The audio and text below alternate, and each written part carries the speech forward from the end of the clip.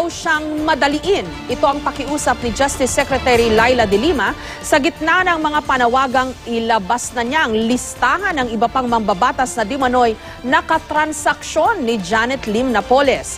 Pero ang ilang senador na nahaharap sa reklamong plunder kaugnay ng pork barrel scam, duda kung bakit hindi pa isinasa publiko ang listahan. May report si Jam Sisante.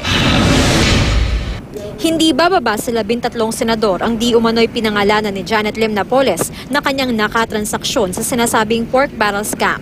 Nasaan ka na, hustisya?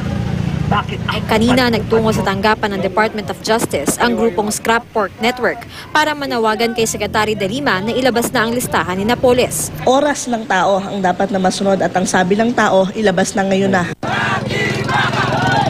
Hirit nila, wag naman sanang humantong paulit sa pagrally sa Luneta para lang sa impormasyong kung tutuusin ay karapatan naman daw na malaman ng bayan.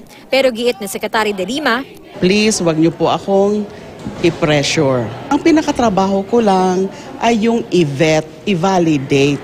Titingnan kung alin sa mga pangalan na yan, alin sa mga nasa listahan na yan, yung may tunay na batayan sa sinasabi ni Mrs. Napoles. Pati ang mga senador na una nang nadawit sa scam, gusto raw makita ang listahang ito.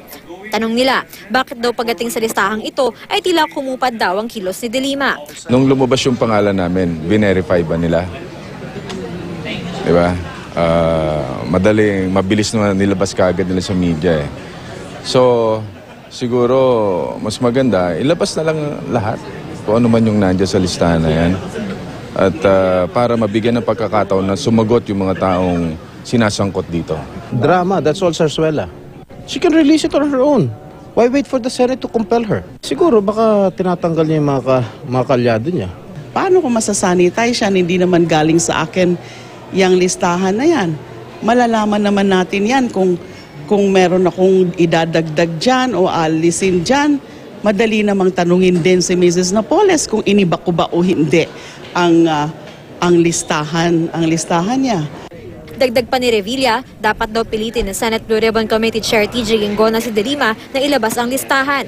Kung hindi, dapat magbitiw na siya bilang chair ng komite. Anong time na tinitira nila kami sa Blue Ribbon, wala silang pakundangan na gulpihin kami. No? Ngayon, I challenge the chairman of the Blue Ribbon Committee na i-compel niya ito. Obligahin si Secretary De Lima na ilabas ang listahang ito. Yun lang. If he doesn't, sir, what if hindi compel ni Senator? I think he should resign as chairman of the Committee of Blue Ribbon Committee. Wala pang pahayag ukol dito si Ginggona na nasa ibang bansa ngayon.